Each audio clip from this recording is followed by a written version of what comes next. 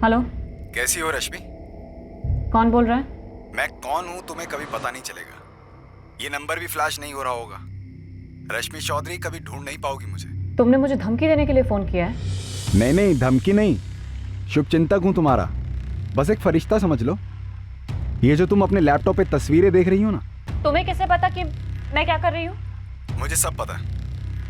कहने को तुम एनजीओ वाली समाज सेविका हो, पर हर इंसान की तरह तरक्की की सीढ़ी चढ़ना चाहती हो। और तुम मुझे खरीदना चाहते हो। अब तुम वो सेठ की फैक्ट्री में वो क्या कहते हैं, स्टिंग ऑपरेशन कर लिया। तस्वीरें ले ली चोरी छुपकर। चलो कोई नहीं, तुम जीती, सेठ हारे। अब सेठ की हार कबूल करो और अपना अमाउंट बोल दो, लेकिन हाँ, थोड़ा सोच समझ कर मुंह उतना ही खोलना जितने में दोनों का फायदा हो। थक गया है अपनी बीवी से। दरअसल थक गया है कहना बहुत कम होगा, बल्कि अब उसकी बीवी उसके लिए बर्दाश्त के हद से बाहर हो गई है। ये शादी अब उसके लिए सिर्फ टॉर्चर है। ये बात उसके दिमाग में बैठ गई है। ये औरत खुद से उसके जीवन से नहीं निकलने वाली। उसे उसको निकालना होगा, और उसका एक ही तरीका है, उसे अपनी बीवी का मर्डर करना होगा। अब यहां से पूरी कहानी परफेक्ट मर्डर के प्लानिंग के बारे में है। और हाँ, हम कोई सोशल मैसेज नहीं दे रहे, क्राइम नेवर पेज वगैरह। हम सिर्फ ये दिखा रहे हैं कि कैसे ये कैरेक्टर अपने शातिर दिमाग का इस्तेमाल करता है। आशीष, इस कैरेक्टर को निभाने और समझने के लिए मुझे एक्टिंग करने की जरूरत ही नहीं पड़ी। क्यों भाई? क्योंकि इस अजय के कैरेक्टर को खुद से जोड़ पा रहा हूँ मैं। ऐसा लग रहा है मानो इस अजय के कैरेक्टर के नस नस से वाकिफ हूँ मैं। बॉस, मुझसे बेहतर इस रोल को कोई कर ही नहीं सकता। थैंक्स। और सुन, चूंकि तू मेरा दोस्त है इसलिए खुल के बता रहा हूँ, अपना बिल्कुल ना के बराबर बजट। कोई बात नहीं आशीष, बजट नहीं होगा तो भी मैं इस रोल को करूँगा, क्योंकि ये रोल तो लिखा गया ही मेरे लिए। थैंक्स। अच्छा सुन, फीमेल लीड के लिए तू गायत्री को मना लेगा? वाइफ के लिए? हाँ यार, प्रोजेक्ट को वेटेज मिलेगा। और वैसे भी आजकल टीवी पे छाई हुई है तेरी। अरे नहीं यार, वाइफ के रोल के लिए नहीं। उसका मर्डर मैं कैसे कर सकता हूँ?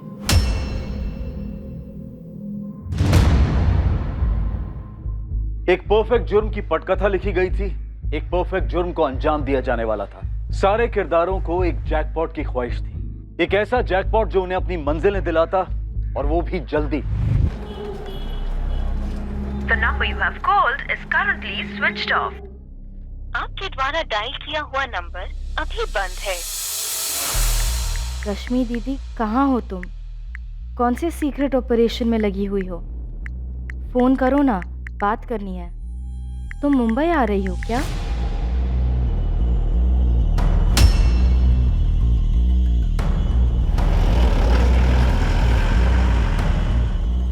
The number you have called is currently switched off. Please try again later. Thank you.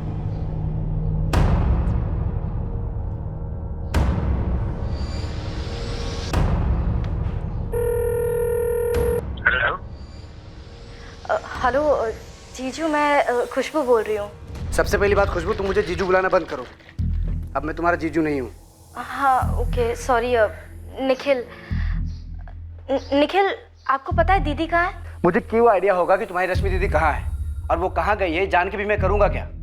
तुम शायद भूल रही हो कि 3 साल हो गया तुम्हारी रश्मि दीदी को और मुझे अलग होके, तो उसके ठिकानों के बारे में मुझे कैसे पता होगा? वो क्या है ना जी निखिल, 4 दिन से दीदी का फोन नहीं लग रहा है। तो मैं क्या करूं? प्रताड़ित एक्स हस्बैंड हूं उसका सिक्योरिटी गार्ड नहीं हूं मैं, समझी?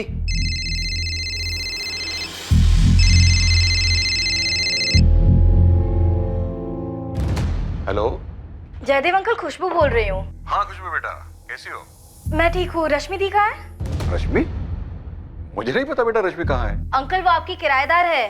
किराएदार थी बेटा, लेकिन वो कुछ दिन पहले ही मकान खाली करके चली गई। उसके साथ सेटलमेंट हो गई, फाइनल डील भी हो गई। मैंने जो उसे फाइनल ऑफर दिया था वो उसने मान लिया और मकान खाली करके चली गई। ऐसे कैसे? दीदी ने मुझे कुछ बताया भी नहीं और मकान खाली कर दिया।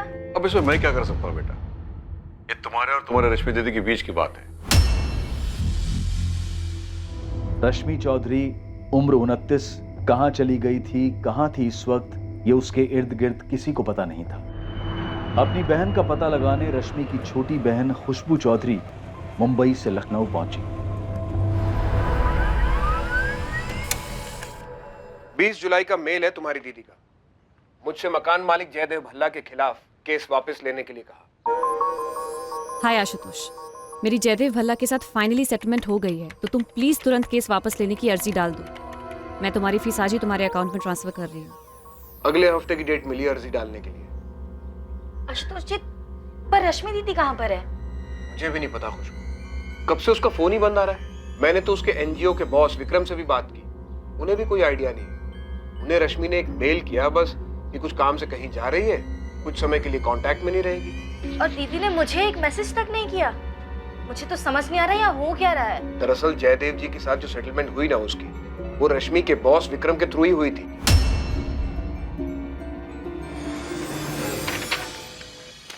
ये रहा रश्मि का ईमेल। हे विक्रम, कुछ बड़ा हाथ लगा है। बड़ा मतलब बहुत बड़ा। अभी ज्यादा नहीं बता सकती।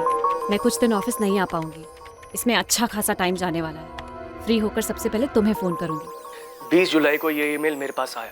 इसे मिलते मैंने रश्मि को फोन किया था, लेकिन उसका फोन बंद हो चुका था। तुम तो जानती हो अपनी बहन को, कैसे किसी काम के सिलसिले में जब भी कहीं जाती है हफ्तों गायब रहती है। लेकिन खुशबू, एक बात तो तय है कि 20 जुलाई को उसने जयदेव भल्ला का मकान खाली कर दिया था। अगर 20 तारीख को दीदी ने जयदेव अंकल का मकान खाली किया तो उसके बाद वो कहाँ रह रही थी? और 23 को मैंने उन्हें फोन किया, उनका फोन बंद आ रहा था।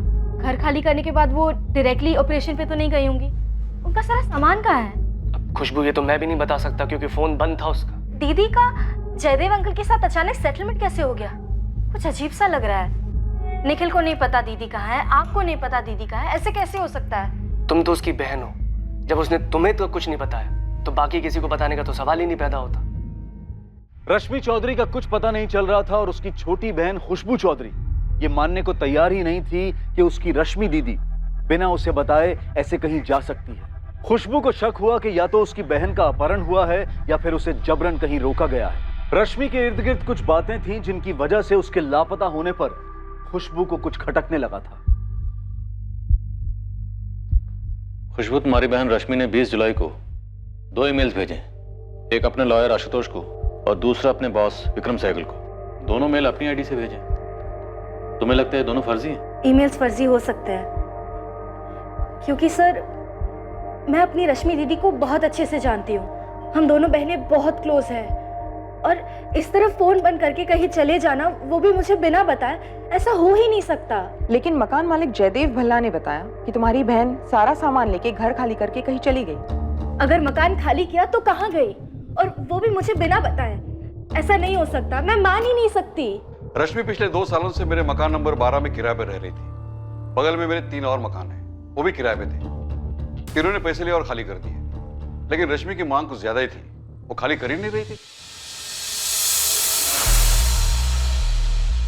मैं तुम्हारा यहाँ 1 घंटे से इंतजार कर रहा हूँ रश्मि। मैंने बोला था ना जयदीप जी आपसे कि शायद मैं लेट हो जाऊंगी, आप ही जल्दी आ गए। पानी? नहीं, 20 लाख, सिर्फ और सिर्फ 20 लाख। मैं तुम्हें इतना ही दे सकता हूँ, इससे 1 पैसा भी ज्यादा नहीं। जयदेव जी, आपके चारों मकानों पर बिल्डर कम से कम 6 फ्लोर की 2 बिल्डिंग्स बनाएगा और उसने आपको पूरे 60 करोड़ ऑफर किए। गलत बोल रही हूँ? गलत कर रही हो तुम रश्मि, जो खाली नहीं कर रही हो। बाकी तीनों कैसे मान गए 20 में? और मुझे जितने भी पैसे मिले उसे तुम्हें क्या? जमीन मेरी है, तुम सिर्फ किराएदार हो। ये जो आप मेरी जमीनें बोल रहे हैं ना, सीना चौड़ा करके जयदेव जी, मैं उसकी बाल की खाल करके निकाल सकती हूँ कि ये जमीनें हासिल करने में आपने कितनी मुट्ठियां गर्म की। सोशल वर्कर समझ के मैंने तुम्हें मकान किराए पे दिया था, पक्का काउंटर तक नहीं बनाया, और अब तुम मुझे धोखा दे रही हो। कैसा धोखा? सोशल वर्कर है तो क्या हवा में सोएंगे? 1 करोड़ तो मांग रही हो। हाँ कहिए, अभी साइन करते। फिर वही 1 करोड़? तुम गलत कर रही हो रश्मि। जयदेव जी, आपके बाकी सारे मकानों का डील सस्ते में हो गया, आपको ज्यादा पैसे नहीं देने पड़े। मैं तो बस थोड़ा सा ज्यादा मांग रही हूँ, आपके 60 करोड़ में से 1 करोड़। 59 तो फिर भी आपके पास है ना। फिर भी आप ये कह रहे हैं कि मैं आपके साथ धोखा कर रही हूँ। पूरे 1 साल तक रश्मि ने कोर्ट के चक्कर कटवाए मुझे। मैंने कई बार उसके वकील आशुतोष और उसके एनजीओ के बॉस विक्रम से कहा कि सेटलमेंट करवा दे। आखिरकार विक्रम जी ने कुछ 45 लाख में सेटलमेंट करवा दी। तब जाकर उसने सिविल केस वापस लिया, पैसे लिए और मकान खाली कर दिया। 45 लाख? आपने दीदी को 45 लाख दिए और दीदी ने मुझे ये बताया तक नहीं और यूं ही कहीं चली गई। ऐसा कैसे हो सकता है? तुम और तुम्हारी दीदी एक दूसरे को क्या बताती है क्या नहीं बताती है, लेकिन मैं सच कह रहा हूं सर, मेरा सारा पेपर वर्क तैयार है। चाबी हैंड ओवर की रश्मि? इतनी तमीज कहाँ रश्मि में सर। मैं 20 तारीख को पूछने गया था उसे कि चाबी कब दे रही हो।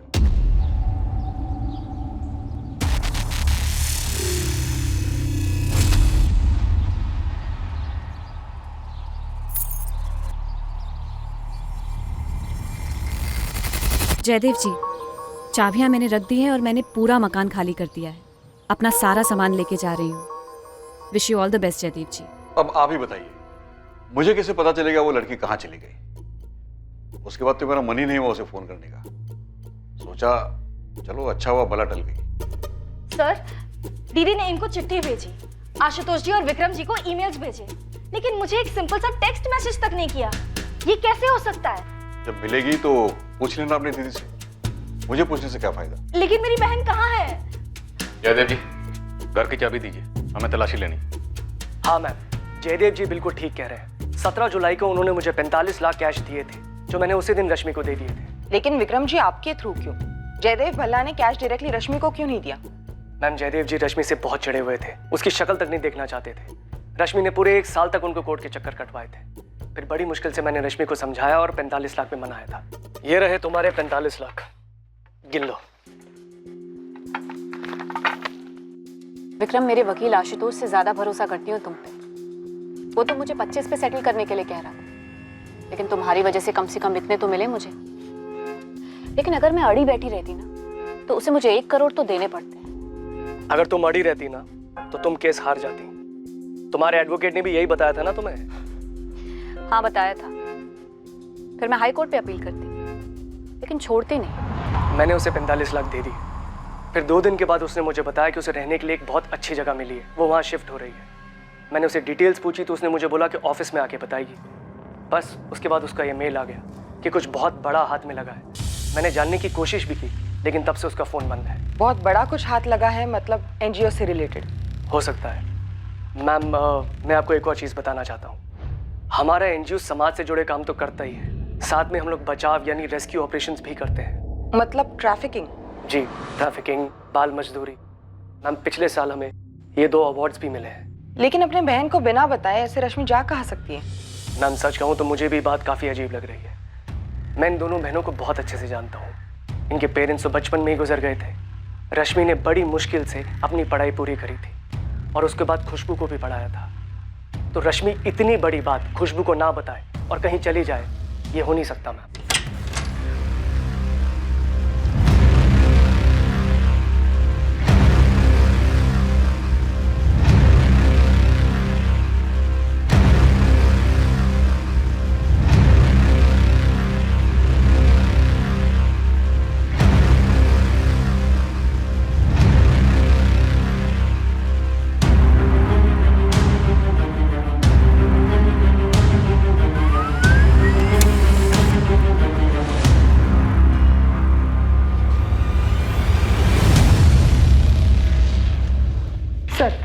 रश्मि के फोन की लास्ट लोकेशन उसी के एरिया गिरिधर नगर की थी, जहाँ 20 जुलाई 2017 को उसका फोन स्विच ऑफ हुआ था। फोन स्विच ऑफ होने से पहले उसने किसी स्टेट एजेंट या ब्रोकर को कॉल्स किए थे? सर, मैंने पिछले महीने के सारे कॉल स्कैन किए, लेकिन उसमें किसी ब्रोकर या एजेंट को कॉल नहीं किए गए।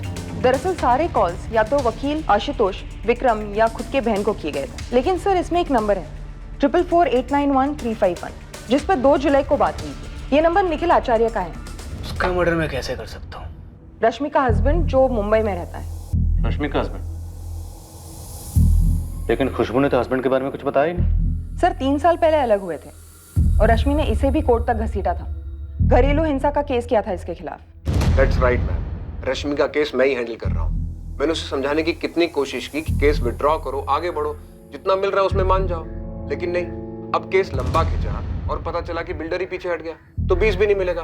मैं तो 25 दिलवाने की कोशिश कर रहा था, लेकिन रश्मि का बॉस विक्रम, उसने अच्छी डील करा दी और केस वापस हो गया। और ये डोमेस्टिक वायलेंस वाला केस उसके हस्बैंड के खिलाफ 3 साल से चल रहा है। अब शांति और समझदारी से अलग नहीं हुए रश्मि और निखिल। मैंने कहा भूल जाओ, लेकिन लोग भुला ही नहीं पाते। रश्मि भूलने को तैयार ही नहीं है। वो कहती है कि अगर मैंने केस वापस ले लिया तो उन तमाम औरतों का क्या होगा जो केस लड़ ही नहीं पाती हैं। इसीलिए वो अपने पति निखिल के खिलाफ डोमेस्टिक वायलेंस का केस वापस नहीं ले रही है। एक केस खत्म हुआ और साथ में मिला कैश, और दूसरा केस अभी भी लड़ रही है अपने सेपरेटेड हस्बैंड के खिलाफ। सर कितनी अजीब बात है, ये रश्मि अचानक से गायब हो जाती है किसी को बिना बताए, वो भी 45 लाख मिलने के बाद। सुप्रिया, हो सकता है खुद से गायब ना हुई, किसी ने शातिर प्लानिंग के तहत गायब कराया। ऐसा लगता है उसकी पत्नी गायब नहीं हुई है, वो खुद अपनी मर्जी से कहीं चली गई है। उसने लोगों को तैयार कर लिया है तो वो ये कहेंगे कि कुछ गड़बड़ नहीं है। आखिर पुलिस भी तो कुछ साबित नहीं कर पाती, पर पुलिस लगी रहती है, कहती है बहुत ही बारीक प्लानिंग हुई है, एक परफेक्ट क्राइम की कोशिश हुई।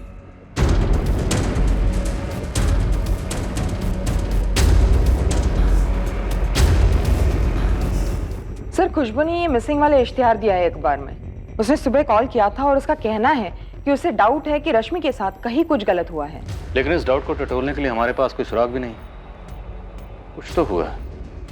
एक सोशल वर्कर का इस तरह अचानक गायब हो जाना या अंडरग्राउंड होना, क्या वजह हो सकती है?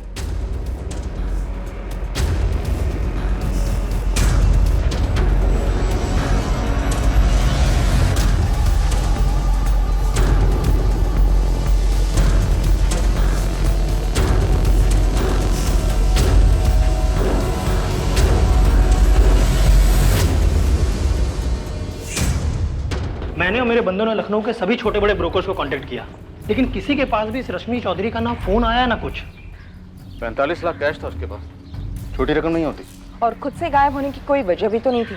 और अगर कुछ है भी तो फोन रिकॉर्ड्स में दिख नहीं रहा। मुझे दो बातें समझ में आ रही हैं। पहला तो रोकड़ा कि किसी ने 45 लाख रुपए के लिए इसे गायब कर दिया और मारवार भी डाला, और दूसरा कारण हो सकता है बदला, कि किसी का नुकसान करवाया हो इस एनजीओ मैडम ने। बंदे ने बदला लेने के लिए गायब करवा दिया, मारवार भी डाला। लेकिन उसने लोगों से कहा कि उसे दूसरा मकान मिल गया है, वो शिफ्ट हो रही है। मकान खाली हुआ है मतलब सामान निकला है, पर निकला है तो कब, कैसे और गया कहाँ?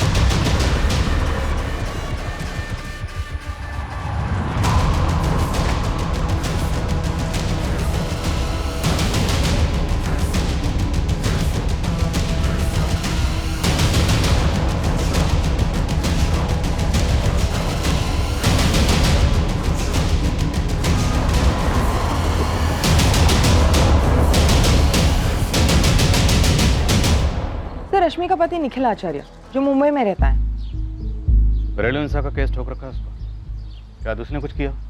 हाँ साहब, वैसे भी कोर्ट केस से छुटकारा पाने के लिए बंदे क्या क्या नहीं करते। मैं काम करता हूँ, मैं अपने अलग अलग बंदों को अलग अलग जगह भेज देता हूँ और आपके कहे हुए हर एंगल पे उन्हें लगा देता हूँ। हाँ, लेकिन पहले ये मकान मालिक गया दे भल्ला और एनजीओ को टटोलते। हाँ, मैं जानता हूँ उस औरत रश्मि चौधरी को, तो मुझे ये भी पता है कि वो कहीं गायब हो गई है। उस औरत रश्मि चौधरी पत्नी है आपकी? थी, हम अलग हो चुके हैं। डिवोर्स नहीं हुआ है अब तक आपका। ऊपर से उसने केस किया है आपके खिलाफ, और हमें ऐसा लगता है उसके साथ कहीं कुछ हुआ है। कुछ हुआ मतलब? मर्डर? मैंने कहा कुछ हुआ है, मर्डर तो आप कह रहे हैं। ऐसा क्यों कह रहे हैं मिस्टर निखिल आचार्य? मैं इसलिए कह रहा हूँ क्योंकि आपने बात ही इसी तरह से की। एक काम करिए, जल्द से जल्द लखनऊ आ जाइए। बात आपको करनी है, या तो फोन कीजिए या तो मुंबई आइए। आप खुद चुपचाप चले आएंगे या मुंबई पुलिस से उठवाए आपको?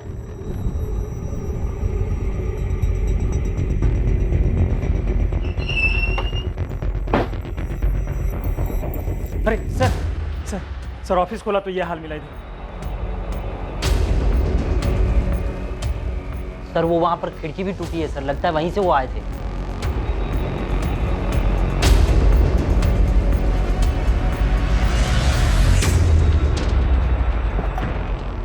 सीसीटीवी वायर काट दी गई है सर।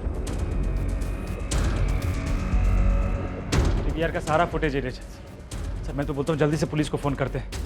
मुझे लगता है ये जो कुछ भी हुआ है ना, रश्मि से जुड़ा हुआ है। रश्मि से? जी जयदेव जी बोलिए। मैंने पूरी ईमानदारी से आपको 45 लाख रुपए दिए थे रश्मि को देने के लिए। इसके बावजूद भी सारी दुनिया मुझे फोन करके पूछ रही है उसके बारे में। बिल्डर भी पूछ रहा है कि आखिर माजरा क्या है। देखिए विक्रम जी, अभी मुझे परेशान मत करिए। मैंने आपके और रश्मि के बीच में सिर्फ बातचीत करवाई थी, आगे खुद हैंडल करिए आप। हाँ, लेकिन आप मेरी बात तो सुनिए विक्रम। सर आप मेरी बात सुनिए, मैं अभी अपने ऑफिस में आया, मेरे ऑफिस में चोरी हुई है, प्लीज मेरी बात समझिए, मुझे अभी परेशान मत कीजिए। खुशबू, तहकीकात चल रही है, हम खाली हाथ नहीं बैठे।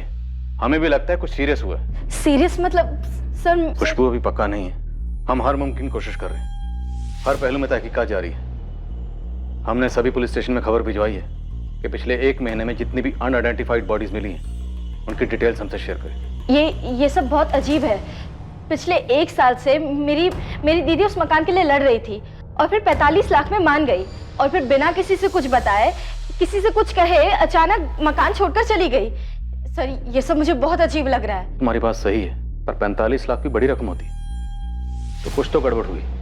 अब या तो ये केस पैसों की हेराफेरी का है, या फिर हो सकता है तुम्हारी दीदी से किसी की कोई दुश्मनी रही हो एनजीओ के कामों को लेकर।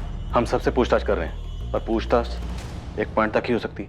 कोई सुराग हो, कोई सबूत हो, तो ही बात आगे बढ़ सकती है। वैसे हमने निखिल आचार्य को बुलाया Lucknow. Nikhil? Oh my God. क्या हो खुशबू, कुछ जानती हो? सर, मैंने निखिल को कॉल किया था मेरी दीदी के बारे में पूछने के लिए कि शायद उन्हें कुछ पता हो, लेकिन बहुत ही रूडली बात की उन्होंने मुझसे। मेरे किसी भी सवाल का सीधा जवाब नहीं दिया उन्होंने। खुशबू, तुम्हारी दीदी का ये सेपरेटेड हस्बैंड निखिल आचार्य आदमी कैसा? तुम्हें लगता है वो कुछ कर सकता है? सर, कौन क्या कर सकता है मुझे कुछ समझ नहीं आ रहा। मुझे सिर्फ इतना लग रहा है कि मेरी दीदी कोई बहुत बड़ी मुसीबत में फंस गई है। जावेद भाई। नीलेश, बोल भाई, क्या खबर है? ये रश्मि चौधरी जो है, ये समाज सेवा में थी। अबे, तुम मुझे बता रहा हो क्या थी? ये बता कहाँ है? कानपुर। कानपुर में है? अरे नहीं, कानपुर में प्रकाश सेठ है, एक चूड़ियों का छोटा सा कारखाना है उसका।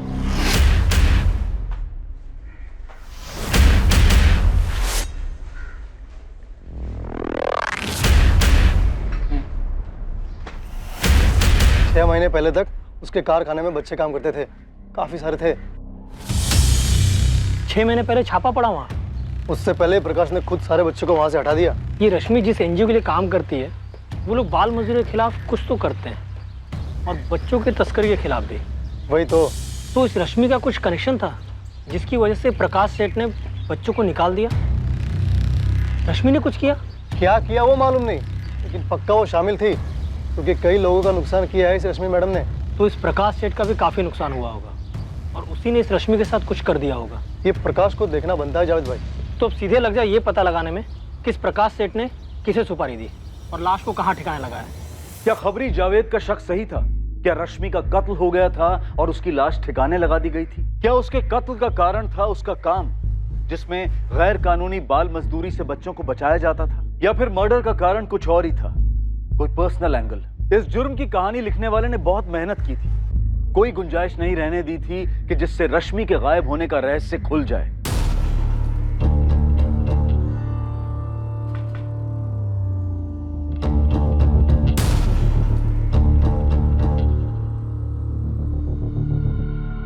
क्या आप लोगों के पास ऐसे कोई इन्फॉर्मेशन थी जिसकी वजह से ये चोरी हुई हो?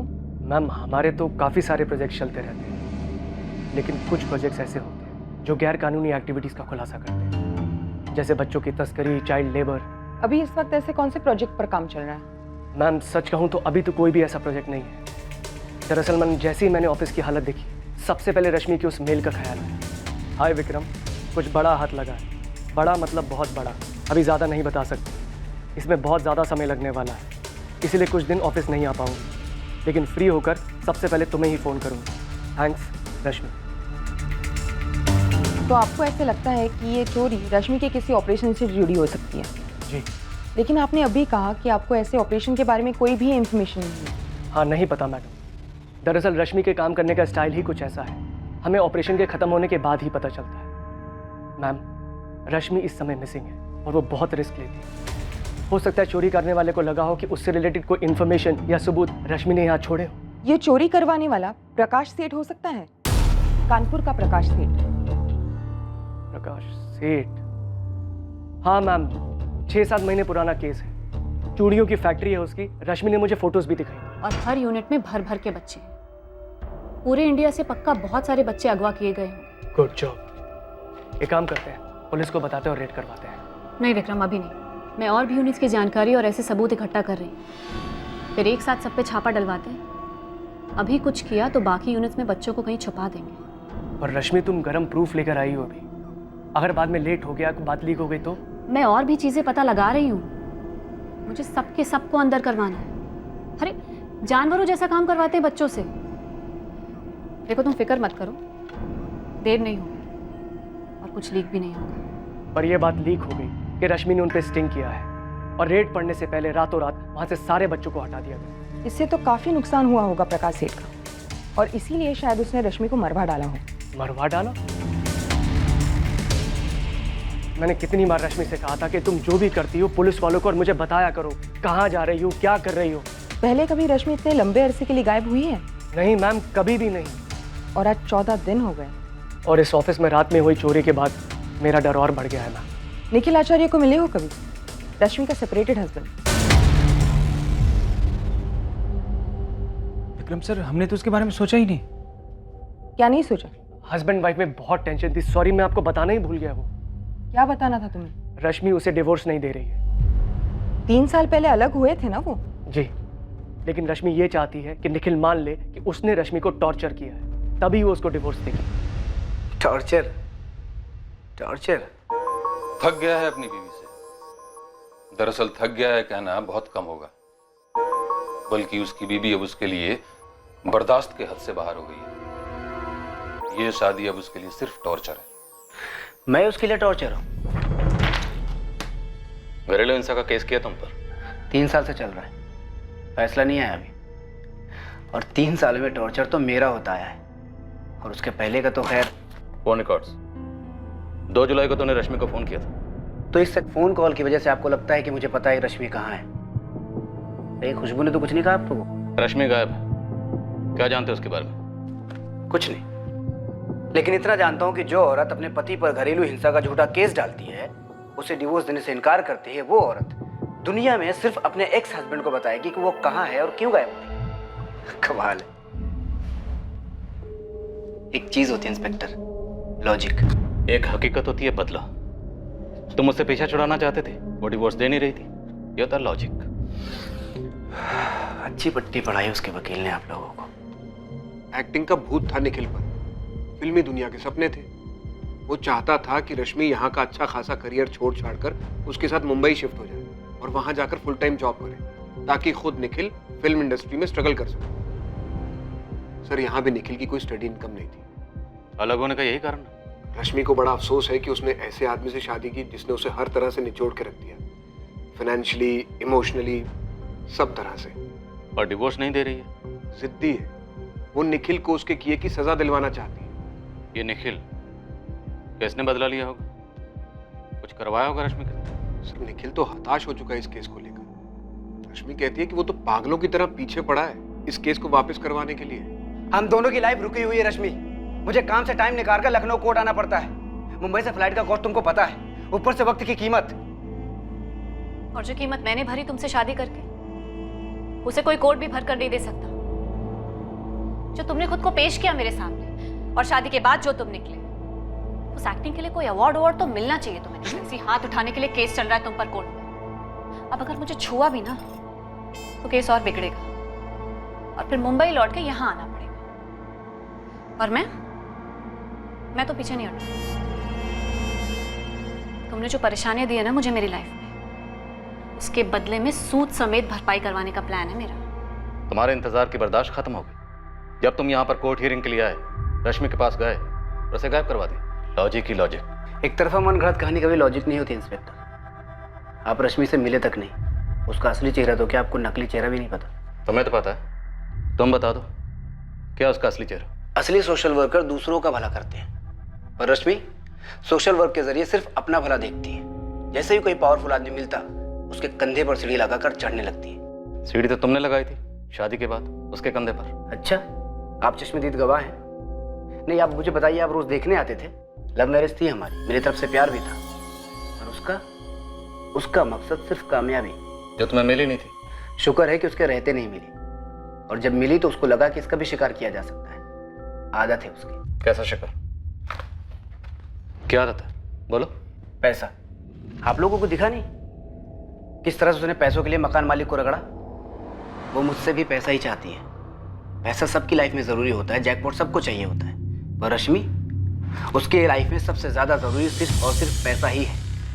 वो हर बंदे में अपना जैकपॉट ढूंढती है। सोशल वर्कर के नकाब के पीछे आप लोग देख ही नहीं पाए।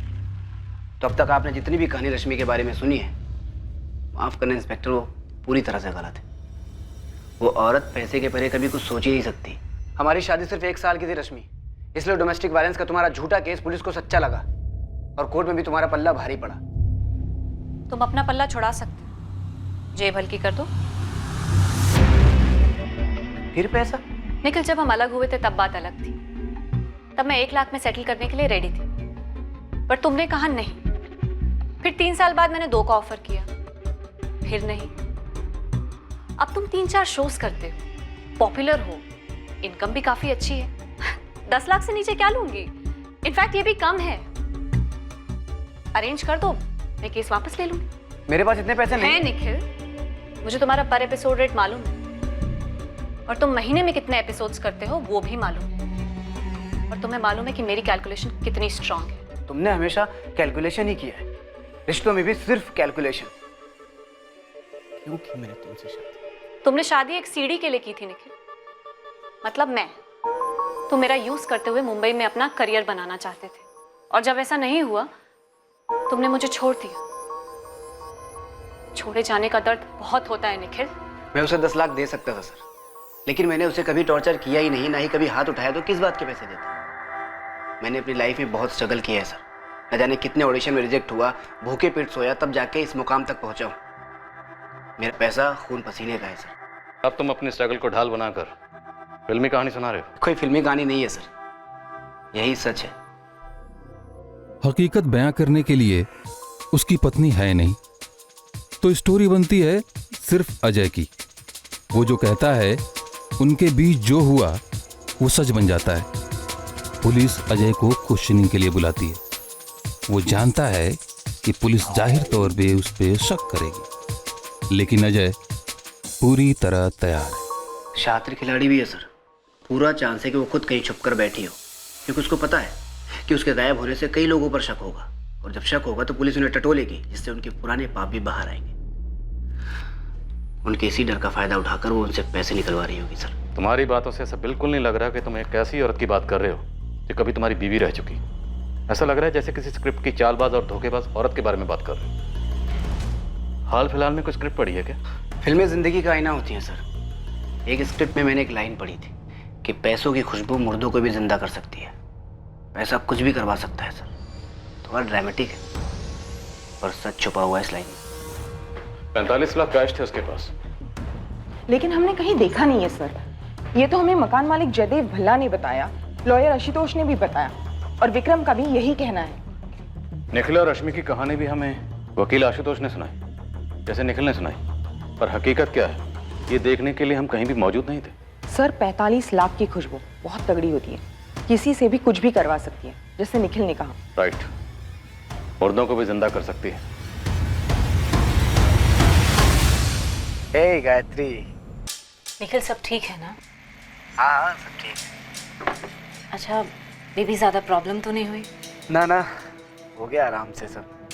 लेकिन रश्मि है कहाँ? स्क्रिप्ट में ये डायलॉग पुलिस का है, तुम्हारा नहीं है, और गर्लफ्रेंड ऐसे सवाल नहीं पूछा करते। सर इस निखिल का मुंबई और लखनऊ का बैकग्राउंड निकलवाती हूँ। मुंबई पुलिस की हेल्प लो। बात शुरू है सर। मुझे लगता है इस एनजीओ के विक्रम से एक बार और क्वेश्चन करना चाहिए। कोई टिप?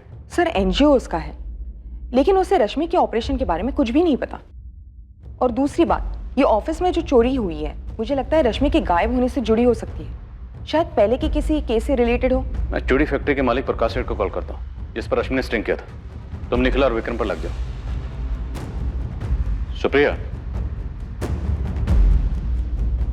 क्या तुम्हें लगता है कि रश्मि का मर्डर कर दिया गया है और उसकी लाश कहीं छुपा दी गई है? सर पॉसिबिलिटी तो है, लेकिन अगर ऐसा हुआ भी है तो लाश जयदेव भल्ला के मकान नंबर 12 में नहीं हो सकती, क्योंकि मैंने उस घर का कोना कोना छान मारा है।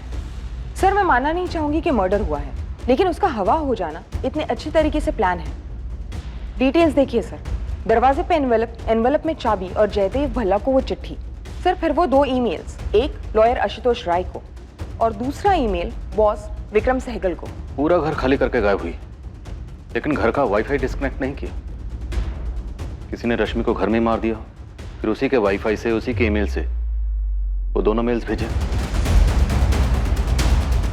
गायब हुई है, गायब करवाया है या मर्डर हुआ, लेकिन जो भी हुआ उसके पीछे मुझे एक ही मोटिव लगता है, पैसा। पर क्या वाकई पैसा इस केस का मोटिव था? वो 45 लाख रुपए जो रश्मि को बतौर भरपाई मिले किराए का मकान छोड़ने के लिए, या इस केस का कोई ऐसा पहलू था जिसका साया भी अब तक केस पर पड़ा नहीं? बहुत जल्द एक और राज सामने आया, पर क्या ये सब कुछ चौंकाने वाला था?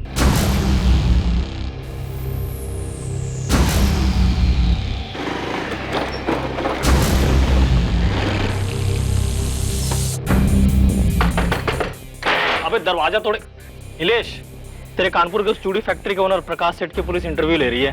लेने दीजिए जावद भाई, एक ताजी वाली सुनो। इसी केस की टिप है। अब क्या टिप है भाई? अपना हिस्ट्री चीटर है ना सुरेश मल्ला उर्फ खंबा, पी के कुछ उगल दिया क्या?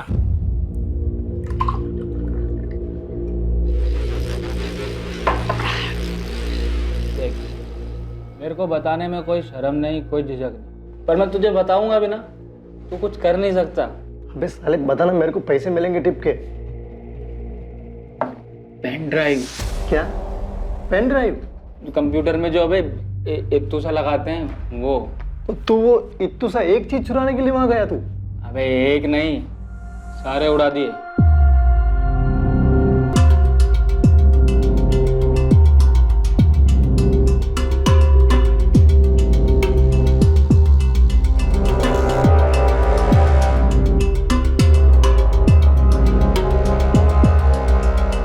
वो कीमती होते क्या? नहीं बे, उसके अंदर जो जानकारी होती है ना वो कीमती होते हैं। कुछ 7-8 मिले थे, सब पहुंचा दिए। किसे? बलवीर यादव।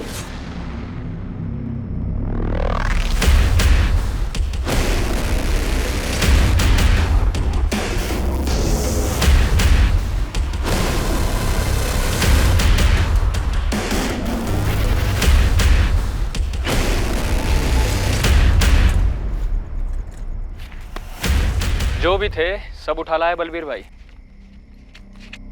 चल निकल यहाँ से। ये बलवीर तो नगर सेवक लक्ष्मण व्यास का खास है ना?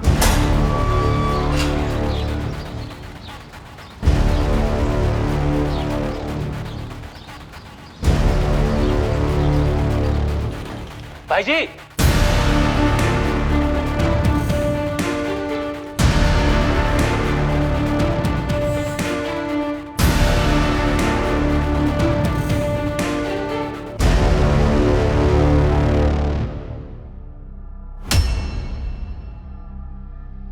छह महीने पहले की बात, अब जाने दीजिए ना सर।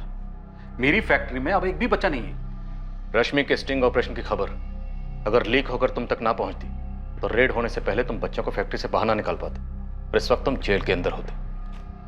सुपारी किसे दी, लाश कहां फेंकोई? रुके रुके सब, आप तो कुछ भी बोले चले रहे हैं।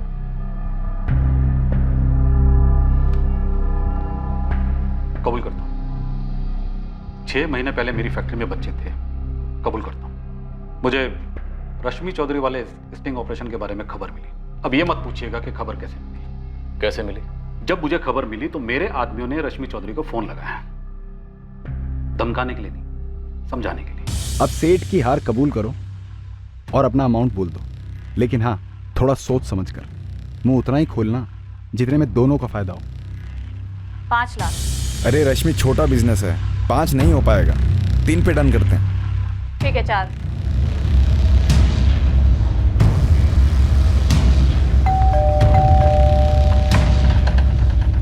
गिन लो, 4 हैं। वहीं रुको, मैं गिन के आती हूँ। कोई धमकी नहीं, कोई मर्डर नहीं, बस 4 लाख में काम हो गया। तुम कह रहे हो कि रश्मि ने तुम पर स्टिंग किया और फिर तुमसे 4 लाख लेकर तुम्हें रेड की टिप दी और रेड होने से पहले तुमने बच्चों को फैक्ट्री से हटा दिया।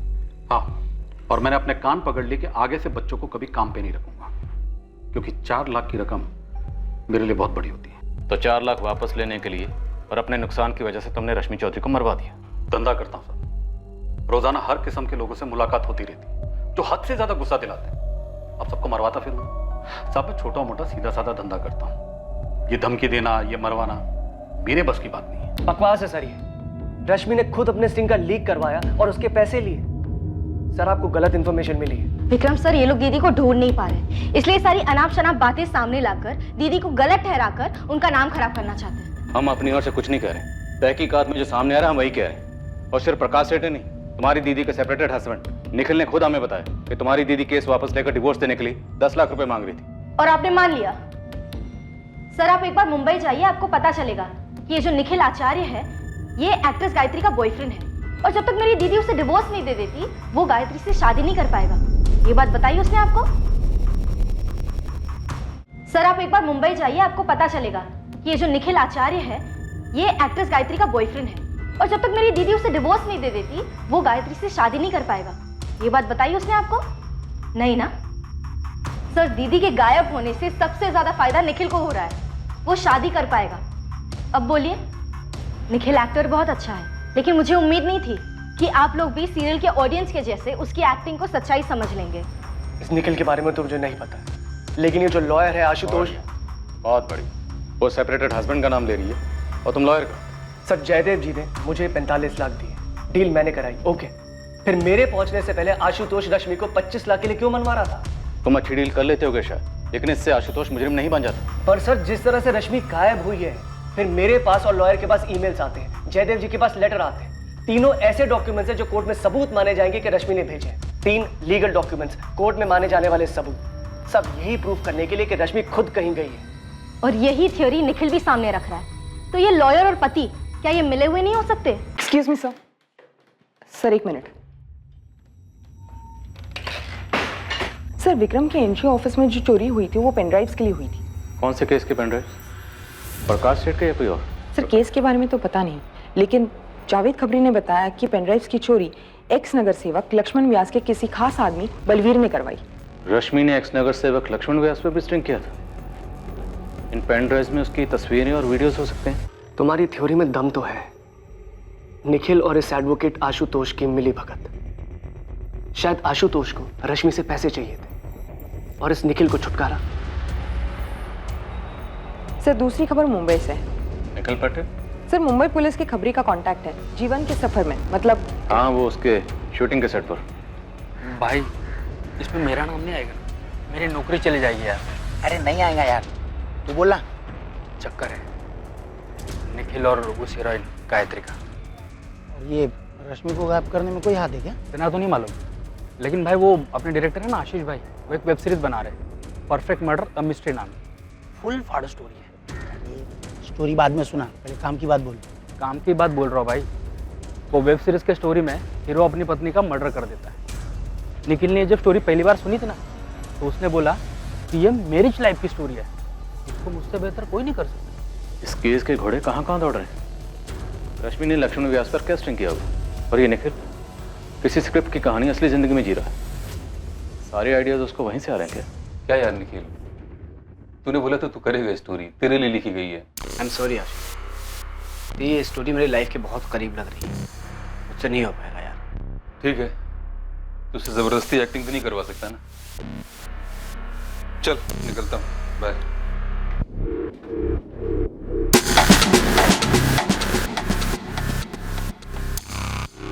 और हाँ निखिल यार, मैंने दिन रात एक करके ये स्क्रिप्ट लिखी, बहुत मेहनत किया है, तो प्लीज किसी के साथ शेयर मत करना, अपने तक रखना। पागल है क्या आशीष? तेरी कहानी है, मुझे थोड़ी याद रहेगी, तो टेंशन मत ले। ठीक है, निकलता हूँ, चल बाय।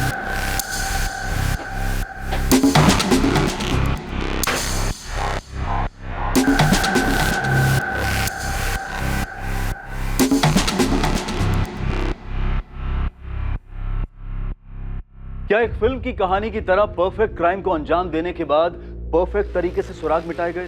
केस में अब कई संदिग्ध थे और कई मोटिव्स भी। एक तरफ निखिल था जो गायत्री से शादी करने के लिए रश्मि से पीछा छुड़ाना चाहता था, दूसरी तरफ थी एक अजीब सी चोरी जिसमें 8 पेन ड्राइव चुराए गए थे, जिनमें शायद रश्मि द्वारा किए गए किसी स्टिंग ऑपरेशन की फुटेज थी, और शायद रश्मि उससे पैसा कमाने के चक्कर में थी। रश्मि का पैसों का लालच इस केस में 1 से ज्यादा बार उठकर आया था। क्या पैसों की खुशबू रश्मि से कुछ भी करवा रही थी?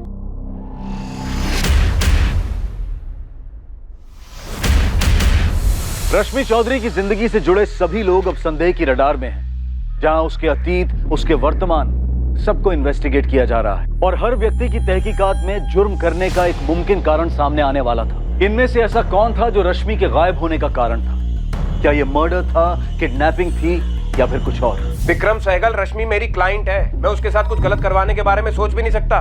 तुम्हारी हिम्मत कैसे हुई मुझ पे उंगली उठाने की? आशुतोष, मैंने तुम पर कोई इल्जाम नहीं लगाया। मैंने पुलिस के पूछने पे उन्हें सिर्फ इतना बताया था कि तुमने रश्मि को जयदेव जी के 20 के अगेंस्ट 25 पर सेटल होने की सलाह दी थी और मैंने उसे 45 दिलवाए। और ये काम मैंने खुद नहीं किया है, मुझे जयदेव जी ने रिक्वेस्ट किया था रश्मि से बात करने के लिए, उसे समझाने के लिए, इसीलिए मैंने उससे बात की थी। अरे जयदेव जी ने 45 कैश तुम्हारे हाथ में दिए ना, तुमने दिया रश्मि को या उसे गायब करके सारा कैश खुद ही रख लिया?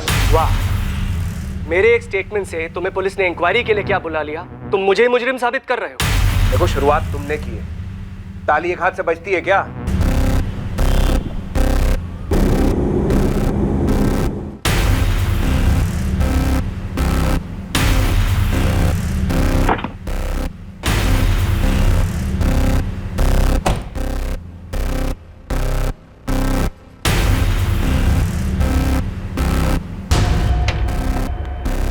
निखिल, मुझे तुमसे बात करनी है।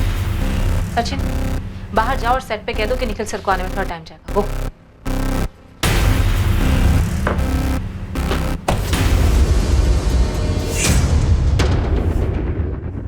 लखनऊ पुलिस से मुझे कॉल आया था। लखनऊ पुलिस ने तुमको फोन क्यों किया? क्या पूछ क्या रहे थे? यही कि तुम्हारा और निखिल आचार्य का क्या रिश्ता है? क्या तुम दोनों शादी करने वाले हो? क्या निखिल रश्मि का जिक्र करता है? तुम्हें पता है कि रश्मि कहाँ गायब हुई है? उनका दिमाग खराब हो गया है क्या? रश्मि के गायब होने से तुम्हारा क्या कनेक्शन? तुम्हारा है। गायत्री, नहीं, मैं जानना चाहती हूँ क्या तुम्हारा हाथ है रश्मि को गायब करने में? तुम ये बोल भी कैसे सकती हो गायत्री? तुम मुझसे प्यार करती हो ना? निखिल, प्यार अपनी जगह पे है, पर इन सब में मेरा नाम आया। जानते हो इसका मतलब क्या है? मेरे पेरेंट्स मुझसे सवाल पूछेंगे, माय फैंस, मीडिया सब यही कहेगा कि हाईएस्ट टीआरपी शो बेजुबा की मेन हीरोइन गायत्री एक मर्डर एक्यूज निखिल आचार्य से शादी। एक मिनट, मर्डर एक्यूज? मिसिंग से मर्डर एक्यूज? दिमाग खराब हो गया उनका? तुम इतना रिएक्ट क्यों कर रही हो यार? रश्मि ने तुम पे डोमेस्टिक वायलेंस का केस किया है, जिसके चलते तुम्हें डाइवोर्स नहीं मिल रहा और उसकी वजह से हम दोनों की शादी नहीं हो पा रही। तो ये रीजन लग रहा है पुलिस को? सच बताओ कि रीजन क्या है? पुलिस मुझे हिंट दिए जा रही है कि रश्मि को रास्ते से हटाने के लिए तुमने उसका मर्डर कर दिया। उन्होंने लाइफ को कोई क्राइम शो या थ्रिलर फिल्म समझ रखा है क्या? Perfect murder, a mystery. ये स्क्रिप्ट आशीष ने तुम्हें ऑफर की? हाँ की। तो ये कि पुलिस मुझे कह रही थी कि रश्मि के केस की कहानी और वो स्क्रिप्ट बहुत मैच करती है जो तुम्हें ऑफर हुई है। ये क्या कर रहे हो तुम आशीष के साथ? हाँ,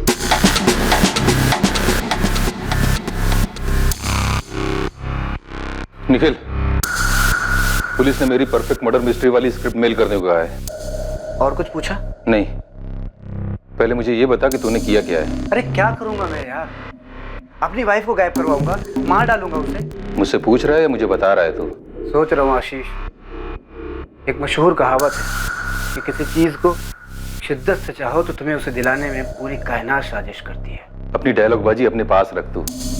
मुझे तो ये बता कि तू कौन से साजिश में इन्वॉल्व है, सच बोल।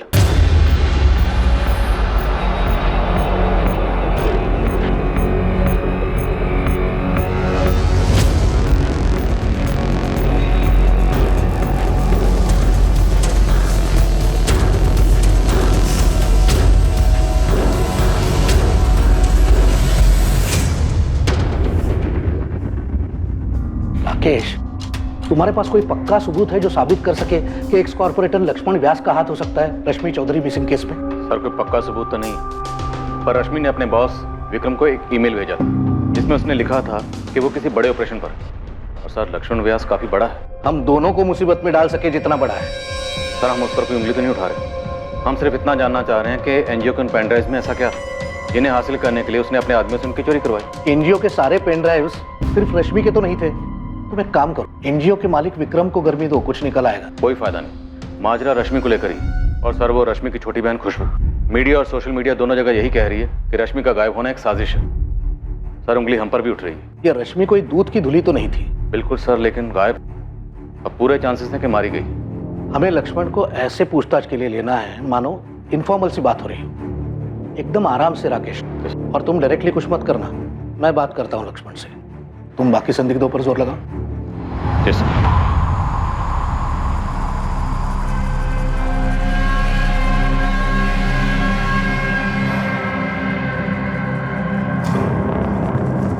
आंचल, मैं आज ऑफ ले रही हूँ। थोड़ी तबीयत खराब है और मैं बहुत ज़्यादा परेशान हूँ। सॉरी।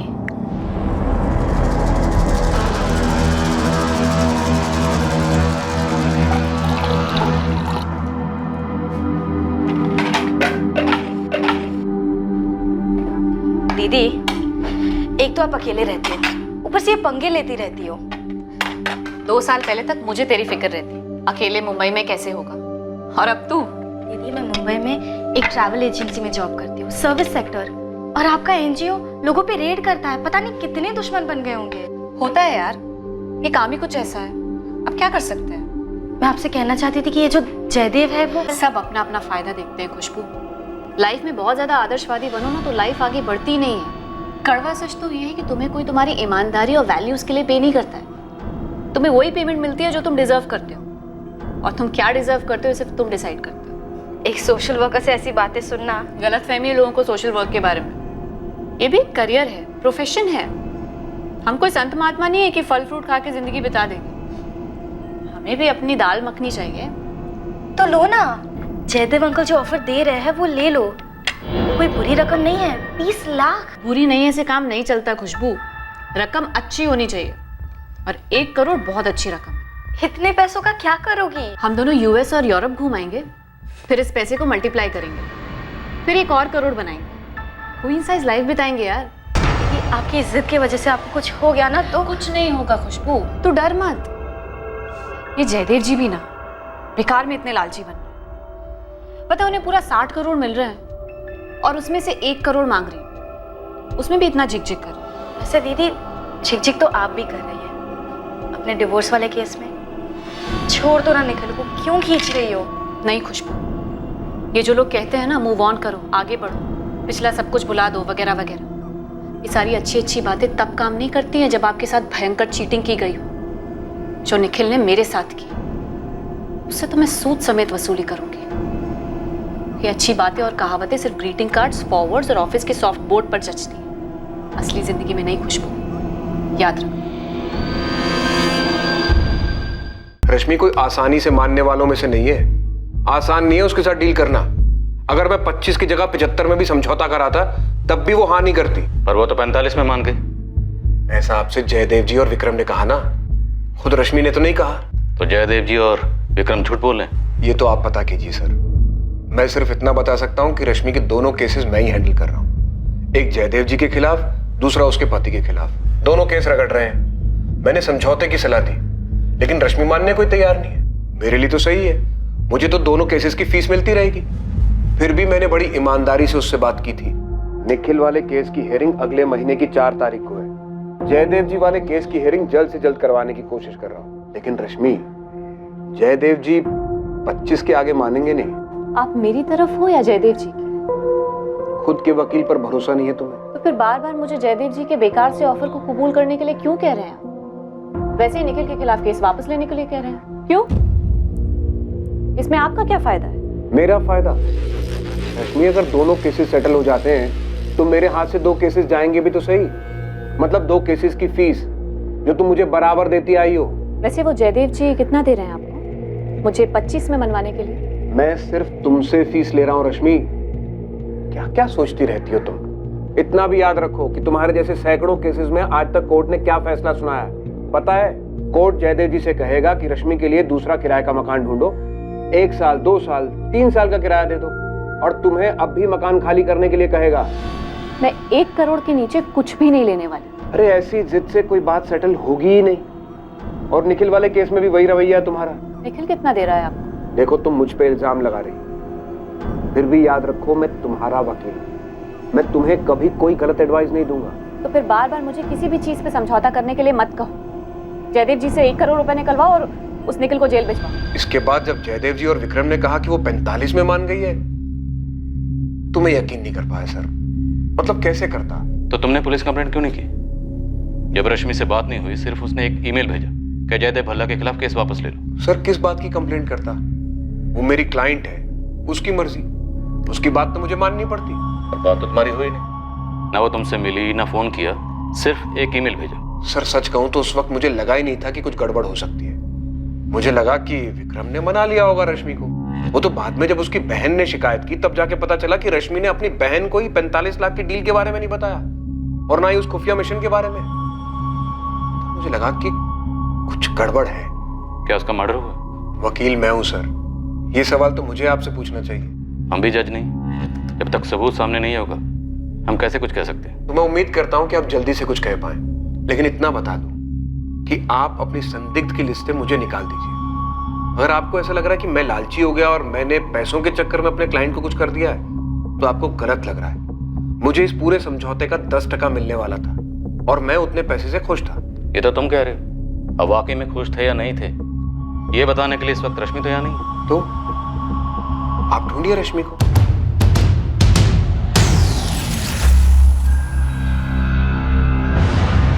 ये आशुतोष राय बहुत ही छोटे लेवल का वकील है। छोटे मोटे क्रिमिनल के बेल केसेस, ट्रैफिक वाले केसेस, ऐसे ही केसेस आते हैं इसके पास। छोटा सा ऑफिस है, वो भी किराए का, खुद का ऑफिस भी नहीं है उसके पास, लेकिन बड़े बड़े अरमान है इस वकील के। पिछले 10 साल से है मैदान में, बड़े बड़े क्रिमिनल केसेस लेना चाहता है, लेकिन कोई उसे केस देता ही नहीं है। तो रश्मि को इस वकील में ऐसा क्या दिखा? रश्मि के डोमेस्टिक वायलेंस केस में ऐसा क्या था? और ये सेटलमेंट 10% बोल रहा है, मतलब 25 लाख पे 2.5 लाख। अब उसके लिए तो जैकपॉट ही होगा ना। जयदेव और विक्रम बोल रहे हैं कि 45 लाख थी, तो जैकपॉट डबल। सर, लक्ष्मण व्यास के ऑफिस से कॉल था, मिलकर बात करने की परमिशन दी है। गुड। उन पेनड्राइव्स में क्या था, कुछ पता चला? अभी तक तो नहीं साहब, लेकिन पक्का कोई एटम बम होगा जो इस लक्ष्मण पे फटने वाला था। हो सकता है रश्मि चौधरी से ब्लैकमेल कर रही हो। अजीब शख्सियत है, एक तरफ समाज सेवा, दूसरी तरफ मेवा। रश्मि चौधरी को गायब हुए अब पूरा 1 महीना बीत चुका था। इन्वेस्टिगेशन टीम अब यही मानकर चल रही थी कि वो अपने हालात की विक्टिम थी, जिसमें कई लोग थे जिन्हें रश्मि की गैर मौजूदगी से फायदा हो सकता था। और अब एक नए एंगल को टटोला जा रहा था, ये पता करने के लिए कि क्या सच में रश्मि चौधरी की हत्या कर दी गई थी। शैलेश, रश्मि किस चीज पर काम कर रही थी? पूरी संभावना है सर, इस रश्मि ने लक्ष्मण व्यास पे कोई स्टिंग किया था, तभी वो लोग पेनड्राइव के पीछे पड़े थे। तो फिर उसने मुझे क्यों नहीं बताया? प्रकाश सेठ चूड़ियों की फैक्ट्री वाले स्टिंग के बारे में कहाँ बताया था? वो तो हमें दूसरों से ही पता चला था ना। अच्छा, ये जो चोरी हुई थी पेनड्राइव, तुमने उसकी लिस्ट बनाई है? हाँ सर, लेकिन उसमें एक भी पेनड्राइव रश्मि का नहीं था। सर, रश्मि अपना कोई भी सामान ऑफिस में छोड़ती नहीं थी।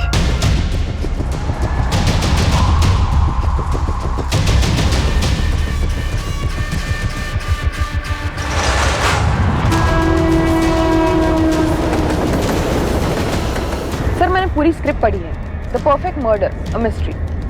क्या स्क्रिप्ट में? एक पति पूरी बारीकी से प्लान करके अपने पत्नी को मार डालता है और दुनिया को ऐसे लगता है कि वो खुद से गायब हुई है। ये तो बिल्कुल रश्मि चौधरी के केस जैसा। सर, कुछ ज्यादा ही सिमिलर है, इसलिए मैंने स्क्रिप्ट के राइटर डायरेक्टर आशीष दास, निखिल आचार्य और उसकी गर्लफ्रेंड गायत्री, तीनों को पुलिस स्टेशन बुलाया है। सर, अगर रश्मि मारी गई है, कारण या तो ये पैसे हैं, वो 45 लाख रुपए, या तो ये टूटी शादी जो पूरी तरीके से टूटी नहीं है।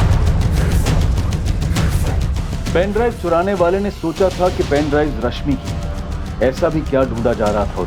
क्या इसकी सच्चाई आसानी से सामने आती? देखिए इंस्पेक्टर राकेश, जो पूछना है जल्दी पूछिए, कहा है कि मुझे एक मीटिंग में जाना है। डीसीपी साहब ने फोन किया था, इसलिए मैं आपको समय दे रहा हूँ। पूछिए, क्या पूछना है बताइए। लक्ष्मण जी, आप रश्मि चौधरी को कैसे जानते हैं? देखिए, हम दोनों समाज के लिए काम करते हैं, इसलिए कभी कभार मुलाकात भी हो जाती है और एक दूसरे की मदद भी हो जाती है। लेकिन अभी वो जो बाल मजदूरी के लिए काम कर रही है ना, इसके लिए बड़ी कदर करता हूँ उसकी। सर, जिस एनजीओ में रश्मि चौधरी काम करती है वहाँ हाल ही में एक चोरी हुई और वहाँ से पेन ड्राइव चुरा गए, सिर्फ पेन ड्राइव। ये तो बड़ा अजीब बात है। सर, हमारे सोर्सेज ने बताया कि पेन ड्राइव्स की चोरी हमने चोरी करवाई, हमने करवाई है पेन ड्राइव की चोरी। क्या मैडम, आप भी अजीब बात करती हैं। ये 100-150 रुपया में पेन ड्राइव मिलता है और उसकी चोरी मैं करवाऊंगा? इसी के लिए अप्लाई है क्या? इतना समझ नहीं है मेरे को। इसने आपके आदमी बलवीर का नाम लिया है। क्या मैडम, वही सोर्सेज की बात आप करती हैं? अरे हमारे बहुत विरोधी हैं, वो कुछ भी कहेंगे तो उसके पीछे मैं भागता रहूं। इंटरनेट पर बहुत तरह की बातें होती हैं, तो सबका जवाब देता फिरूं क्या मैं? है? और रही वो पेन ड्राइव की बात, है ना मैम, उस पेन ड्राइव में ऐसा कुछ नहीं है। सर, आपका ज्यादा वक्त नहीं लूँ, सीधा सवाल पूछता हूँ। पूछिए। उन पेन ड्राइव्स में ऐसा क्या है जो आपके लिए खतरा हो सकता है, जिसकी वजह से रश्मि चौधरी गायब हुई? देखिए, रश्मि चौधरी गायब हुई, इसका बहुत दुख है और उम्मीद करते हैं कि आप जल्द से जल्द उनको ढूंढ में निकालेंगे।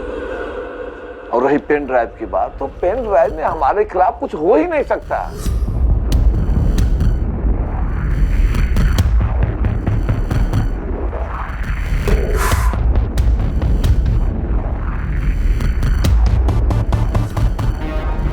ऑफिस से इतना ही मिला था। लेकिन ये सब तो बेकार है, इसमें तो कुछ है ही नहीं। भाई जी शायद ये भी तो हो सकता है कि रश्मि के पास कुछ था ही नहीं, वो तुक्का लगा रही थी।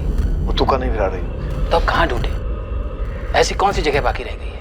ऐसा भी तो सकता है वो पेन ड्राइव अपने साथ ले गई हो। तो अपने साथ ले गई होगी, हमें किस बात का डर है? और भाई जी आप खामखा टेंशन ले रहे हैं, कुछ नहीं होगा। अब हमें कुछ करने की जरूरत ही नहीं होगी। चलिए, मुझे और कुछ नहीं कहना। मैं उम्मीद करता हूं कि आप जल्द से जल्द रश्मि चौधरी को ढूंढ निकालें, कि रोज न्यूज़पेपर के हेडलाइन में छपा रहता है कि रश्मि चौधरी कहाँ गायब हो गई, क्या हो गया उसे। और मैं समझता हूँ इसका बहुत ज्यादा दबाव होगा आप पे, समझता हूँ मैं। खैर, जाइए ढूंढिए उसको। हाँ, नमस्कार।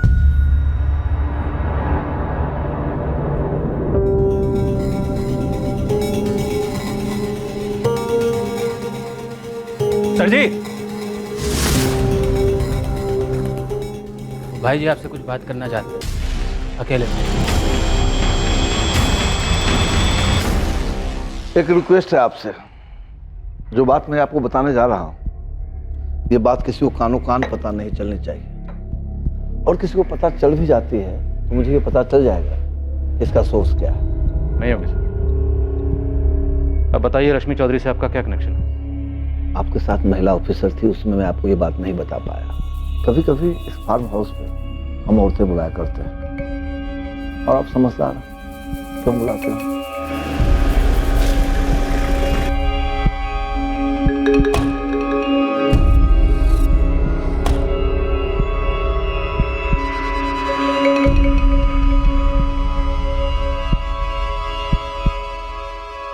सभी के सभी बालिग होती है और अपनी मर्जी से यहाँ आती है, और इसके बदले में उनको अच्छी खासी रकम भी देता हूँ, वो भी कैश में, ताकि वो मुंह न खोलें। रश्मि चौधरी भी? पता नहीं रश्मि चौधरी क्या खेल खेल रही थी। वह यूं यहाँ लाई गई किसी एक औरत ने पूरा पेमेंट लेने के बाद भी हमको धोखा दिया।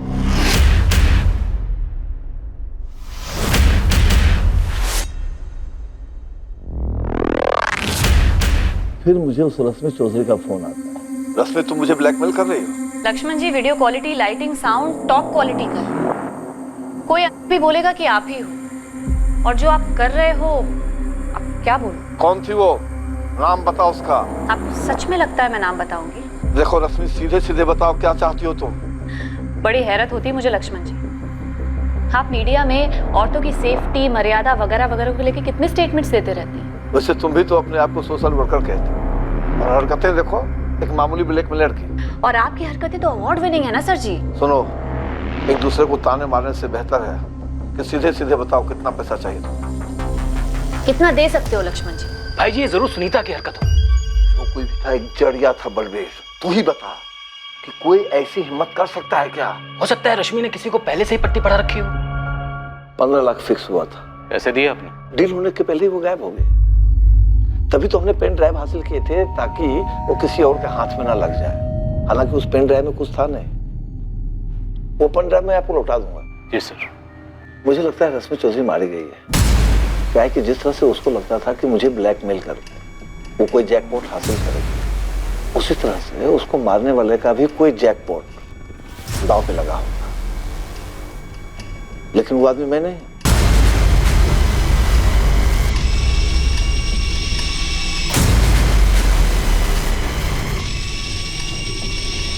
डीसीपी साहब, हमने सारी बात आपके इंस्पेक्टर को साफ साफ बता दिया। इसके बाद इस केस में हमारा नाम आना ही नहीं चाहिए।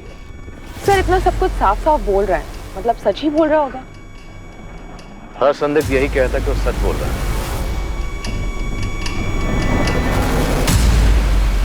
मानते हैं सर इसमें हमारी गलती है, लेकिन ये तस्वीर हमारे पास सिर्फ 2 हफ्ते पहले ही आई। तब तक वो लवारिस लाश हम सबके दिमाग से उतर गई थी। और वो लवारिस लाश रश्मि चौधरी की थी? जी सर, हमारे पास लाश की तस्वीरें हैं। सर 22 जुलाई की सुबह यहाँ पटना से ही लाश मिली, यही पास के जंगल से, लेकिन अंश हमने बचा के रखे ताकि डीएनए टेस्टिंग में काम आ सके। तो मैं रश्मि चौधरी की बॉडी 22 जुलाई को मिल गई थी, जबकि उसकी मिसिंग कंप्लेंट 29 जुलाई को फाइल की गई। 7 दिन। 7 दिन तक किसी को पता नहीं था कि रश्मि चौधरी कहाँ है और उसके साथ क्या हुआ है। 29 जुलाई को उसकी मिसिंग कंप्लेंट उसकी छोटी बहन खुशबू ने फाइल की थी। वही तो सर, काफ़ी दुर्भाग्यपूर्ण है।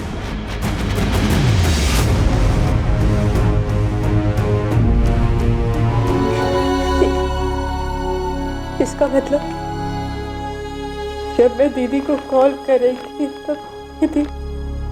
हाँ, हमें ऐसे ही लग रहा है कि रश्मि का मर्डर यहाँ किया गया और बाद में उसकी बॉडी को पटना के जंगल में फेंका गया। और वो मकान मालिक जयदेव को चिट्ठी और आशुतोष और विक्रम को ईमेल्स सब फर्जी थे। किसी और ने तुम्हारी दीदी के अकाउंट से वो मेल्स भेजे होंगे। और आप लोगों को इसकी भनक तक नहीं लगी। सॉरी खुशबू, हमारे कोऑर्डिनेशन में कमी रही।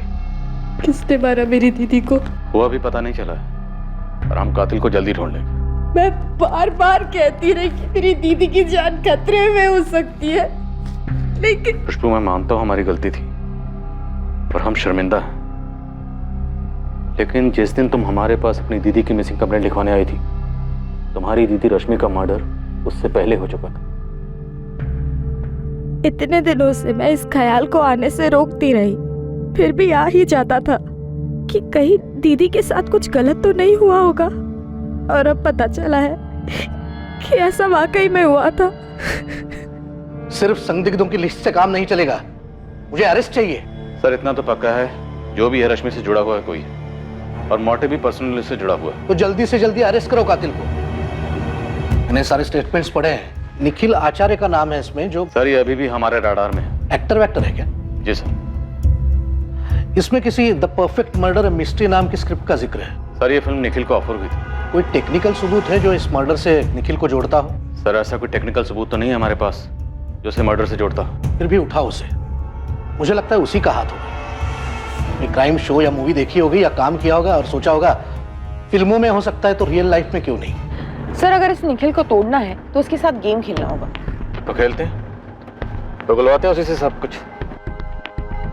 क्या रश्मि चौधरी का कत्ल वाकई में उतना परफेक्टली प्लान था जितना नजर आ रहा था? अगर निखिल का हाथ था तो उसका पता करने के लिए निखिल के इर्द गिर्द के लोगों को टटोला गया, उन्हें उकसाया गया। देखिए मैम, आप मुझे डरा रही हैं। परफेक्ट मर्डर और मिस्ट्री की कहानी और निखिल की कहानी कुछ ज्यादा ही सिमिलर है। देखिए मैम, मुझे नहीं लगता कि निखिल मुझसे शादी करने के लिए अपनी एक्स वाइफ का मर्डर करेगा। एक्स नहीं, सेपरेटेड। Yes, separated wife. वो तो तुम कहोगी, लेकिन उसके सारे इरादे और प्लानिंग उस स्क्रिप्ट में। उसने स्क्रिप्ट पढ़ी और अपने प्लान को अंजाम दिया। देखिए आप जिस स्क्रिप्ट की बात कर रही हैं वो तो मैंने पढ़ी भी नहीं है। ऐसा कैसे मुमकिन है कि तुम्हारी स्क्रिप्ट का हीरो दरअसल विलन कहना चाहिए? नहीं, विलन ऐसे प्लानिंग करता है कि दुनिया को लगे कि उसकी बीवी उससे कहीं भाग गई। फिक्शन है सर, टोटल काल्पनिक। और इस फिक्शन के लिए तुमने चुना भी तो किसे? निखिल आचार्य को, जिसकी खुद की जिंदगी इस कहानी का आईना है। सर प्योर कोइंसिडेंस, महज इत्तेफाक है। और क्या हो सकता है मुझे बिल्कुल आइडिया नहीं, सच बता रहा हूँ। हमारी स्क्रिप्ट में तो वाइफ की लाश नहीं मिलती, पर रियल लाइफ में मिल जाती है। सर आप ये सोच रहे हैं कि निखिल ने मेरी स्क्रिप्ट पढ़ के अपनी वाइफ का मर्डर प्लान किया? इस प्लानिंग में तुम भी शामिल हो सकते। सर सच तो ये है कि ये मेरी ओरिजिनल स्क्रिप्ट है ही नहीं। एक हॉलीवुड फिल्म की कहानी मैंने कॉपी किया है। और दूसरी बात ये सर कि जब मैंने स्टोरी निखिल को बताई तो मुझे पता ही नहीं था, बिल्कुल नहीं आइडिया था कि उसकी पर्सनल लाइफ में क्या चल रहा। सच बता रहा हूं निखिल ने सर। तुम्हारी इस हॉलीवुड की कहानी को डॉक्यूमेंट्री फिल्म बना दी। सर आप मेरी बात का बिलीव करो, सच बता रहा हूँ, मुझे बिल्कुल आइडिया नहीं। और मुझे क्या पता था सर कि कोई मेरी स्टोरी पढ़ के अपनी वाइफ का मर्डर प्लान करेगा। अब तो गायत्री को भी तुम बेशक है। डायरेक्टर आशीष को भी लगता है कि तुमने इसकी स्क्रिप्ट चुराई ताकि तुम सच में अपनी वाइफ का मर्डर कर सको। रश्मि के बारे में सुन के मुझे दुख है, और उतना ही दुख इस बात का है कि मेरा नाम मीडिया में उछला है, और इस बात का मेरे करियर पे कितना बुरा असर हुआ है। आप लोगों को आइडिया भी है? करियर की इतनी फिक्र होती ना तो मर्डर का रास्ता कभी ना चुनते। ये तुम्हारे अकेले का काम नहीं, अपने साथियों के नाम बताओ। किसी ने मुझे क्राइम स्टोरी सुनाई और इत्तेफाक से रश्मि के साथ ऐसा हुआ तो आप लोगों ने 2 और 2 4 जोड़ लिए। आप लोगों को एहसास भी है कि आप लोग स्क्रिप्ट राइटर बन गए हो। लाश को पटना कैसे ले जाया गया? तो मकान मालिक जयदेव भल्ला वो भी शामिल है। देखिए सर, मुझे सिर्फ इतना पता है कि मैं इन्वॉल्व नहीं था, और रश्मि न जाने कितने पंगों में इन्वॉल्व थी। मुझे डिवोर्स ना देना, मकान मालिक का घर ना छोड़ना, न जाने कितने स्टिंग, कितने ब्लैकमेल्स, मतलब उसके कत्ल के दर्जनों कारण हो सकते हैं। परफेक्ट मर्डर अ मिस्ट्री, उसका किरदार अजय भी ऐसे हालात पैदा करता है ताकि दुनिया को ये लगे कि उसकी बीवी के भागने के दर्जनों कारण हो सकते हैं। मैं उस वक्त लखनऊ में था ही नहीं। आपने अपने फोन रिकॉर्ड चेक किए होंगे, एयरपोर्ट और स्टेशन के सीसीटीवी फुटेज भी चेक किए होंगे। किरदार अजय की तरह तुम्हारी प्लानिंग भी काबिल तारीफ है। लैंडलाइन एसटीडी यूज की किराए के हथियारों से बात करने के लिए। लखनऊ आने की जरूरत ही नहीं पड़ी, मुंबई में बैठे बैठे सारी प्लानिंग हो गई और यहाँ काम हो गया। अब चुपचाप अपने साथियों के नाम बताओ। अरे कोई साथीदार नहीं है मेरा, मैं अकेला हूँ और अकेला गया था मुंबई। 4 साल घिस घिस कर मैं इस मुकाम तक पहुंचा हूँ। इससे प्यार हुआ है, लाइफ में सब कुछ सही चल रहा है। बस रश्मि रास्ते का काटा थी। हाँ थी, लेकिन वो मेरी वाइफ भी थी। उससे कभी प्यार भी किया था मैंने, अच्छी यादें जुड़ी हुई थी। डोमेस्टिक वायलेंस का झूठा केस करके मेरा जीना हराम कर रखी थी, लेकिन इसका ये मतलब नहीं कि मैं उसका कत्ल करवा दूंगा या कर दूंगा। रश्मि अब रही नहीं, पर आप लोगों को यकीन नहीं होगा, मुझे दुख है इस बात का कि उसका कत्ल हो गया। निखिल, याद रखना, परफेक्ट क्राइम और परफेक्ट मर्डर एक मिथ्या है। हर जुर्म मुजरिम पर पलट के वार करने आता है। ये डायलॉग मैंने कई बार सुना है और कई बार बोला भी है, लेकिन मैं जो आपको बोलने जा रहा हूं ना, वो ना तो आपने कभी सुना होगा और ना ही बोला, और आपने सोचा भी नहीं, क्योंकि आप सिर्फ उन लोगों को टटोल रहे हैं जिनका मसला रश्मि के साथ था। आपकी नजर वहां गई नहीं जहां कोई मसला नहीं था। क्या कहना चाहते, साफ साफ बोलो। खुशबू, रश्मि की प्यारी बहन खुशबू चौधरी, कत्ल हुआ, लाश ठिकाने लगी। उसके 4 दिन बाद मैडम खुशबू आप लोगों के पास आती हैं और चारों दिशाओं में फायर करती है। मेरी तरफ, जयदेव जी की तरफ, एडवोकेट आशुतोष की तरफ, उसके एनजीओ के बॉस विक्रम की तरफ, स्टिंग ऑपरेशन की तरफ, और फिर ये सभी एक दूसरे पर निशाना साधते। पर मैडम खुशबू वो आपकी रडार से पूरी तरह बाहर रहती है। तो तुम ये कह रहे हो कि इस खुशबू और रश्मि के बीच कोई छुपा हुआ मसला था? या ये एंगल हमारी स्क्रिप्ट की उपज है? यही एक एंगल है जो स्क्रिप्ट में नहीं है इंस्पेक्टर। स्क्रिप्ट में नहीं है तो क्या नया एंगल जोड़ रहा है?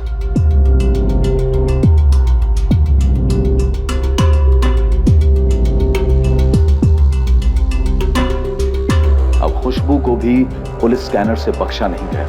क्या खुशबू और रश्मि के बीच वाकई कोई मसला था जो उन दोनों के अलावा और कोई नहीं जानता था? खुशबू ने जब अपनी बहन की खोज शुरू की थी, पुलिस ने उस समय के उसके पदचिन्ह नापना शुरू कर दिए। अब पुलिस खोज रही थी वो मिसिंग कड़ी जो शायद खुशबू को इस जुर्म से जोड़ने वाली थी। ये नई खोज पुलिस को दोबारा से एनजीओ के मालिक विक्रम सहगल से रश्मि के वकील आशुतोष राय तक ले गई, और घूम फिरकर पुलिस फिर से मकान मालिक जयदेव भल्ला तक पहुंची। शक की सुई घूमती जा रही थी, रुकने का नाम नहीं ले रही थी, और कातिल का नाम सामने नहीं आ रहा था। इतने सारे संदिग्ध, कुछ बड़े जाहिर से मकसद, लेकिन फिर भी इस मर्डर केस के मुजरिम की कोई खबर नहीं। क्या यह वाकई में एक परफेक्ट मर्डर था? इस जुर्म को अंजाम देने वाला दिमाग इस जुर्म को सुलझाने वाले दिमागों को मात दे गया था, और यह केस अनसुलझा रह गया। उन कई केसेस की तरह जहां काफी बारीकी की तहकीकात और पूछताछ के बावजूद मुजरिम हाथ नहीं लगता, लेकिन कोई जुर्म ऐसा नहीं है जो परफेक्ट मर्डर होता है।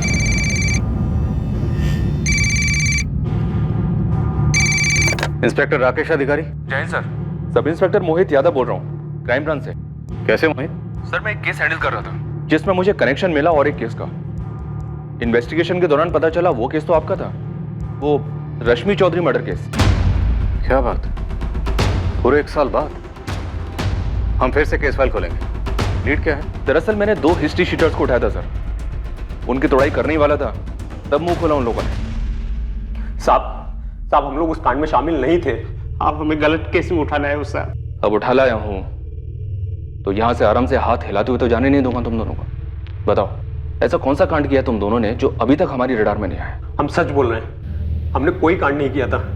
हम लोग तो खुद का कुछ कानूनी शुरू करने के चक्कर में हैं। राजू, मयंक, तुम दोनों सच बोलोगे तो रात को सोने को मिलेगा, सुबह उठोगे दुनिया बुरी नहीं लगेगी, और अगर झूठ बोलोगे तो तुम दोनों अच्छी तरह से जानते हो कि यहाँ पे क्या होगा।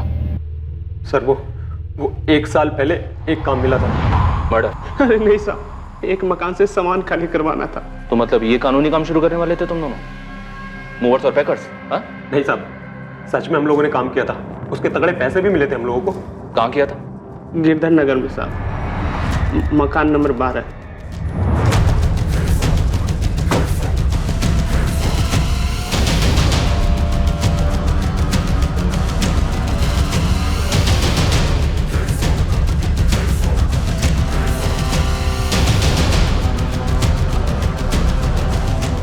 मकान किसका था, डिटेल दो। हमें पता नहीं है साहब, हमें तो पैसे मिले और हमने काम कर दिया।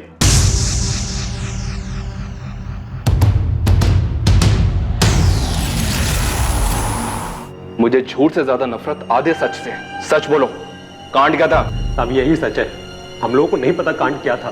साहब हम लोग जो अंदर गए तो मकान खाली था, हमने सामान लिया और गाड़ी में रखा और चल दिए। मकान की चाबी और पैसा किसने दिया तुम्हें? उन लोगों ने रश्मि चौधरी का घर 19 जुलाई की रात 20 जुलाई की सुबह खाली किया था। और 20 की सुबह को ही मकान मालिक जयदेव भल्ला को रश्मि की चिट्ठी और लिफाफे में मकान की चाबी मिली और अंदर से मकान पूरा साफ। तो मोहित, इस राजू और मयंक को यह काम सौंपा किसने था?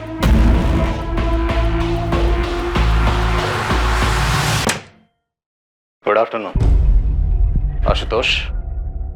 गुड आफ्टरनून, बैठिए। आखिरकार आपने अपना ऑफिस ले ही लिया, कोई बढ़िया वाला। हाँ, काम काफी बढ़ गया पिछले 1 साल में, काफी नए क्लाइंट्स मिले। हाँ, क्लाइंट्स काफी तरक्की लाते हैं। सोने के अंडे देने वाली मुर्गियां होते हैं क्लाइंट्स, जैसे कि रश्मि चौधरी क्लाइंट थी आपकी, याद है? बात क्या इंस्पेक्टर? बात 45 लाख के वकील साहब, वही 45 लाख जो जयदेव भल्ला ने वाकई विक्रम को दी और विक्रम ने तुम्हारी क्लाइंट रश्मि को दी और रश्मि के कातिल ने रश्मि का कत्ल किया और 45 लाख खुद रख ली। ऐसे कैसे? मतलब कौन है? राजू और मैं क्रिमिनल्स हैं। किसी जमाने में तुमने उनकी जमानत करवाई थी, तुम्हें तो याद भी नहीं होगा। हाँ याद है मुझे। क्या हुआ उन्हें? पकड़े गए, सब बोल दिया। मैडम ऐसे कैसे अचानक टिकट कटाकर लखनऊ आ जाओ? आखिर हुआ क्या है? तुम्हारे बहन के कातिलों का खुलासा होने वाला है।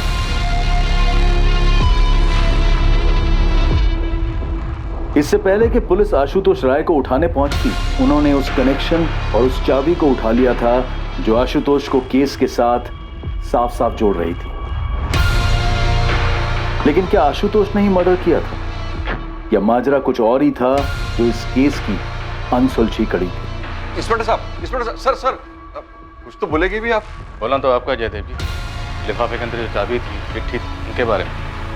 बैठिए आराम से, नाश्ता पानी करिए, तब तक हम बाकी कड़ियां लेकर आ रहे हैं। आप कहानी पूरी करें।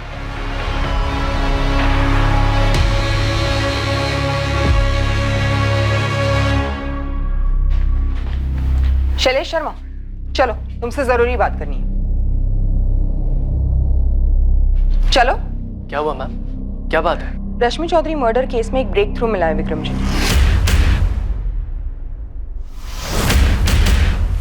चाबी किसने दी थी? बर्फ।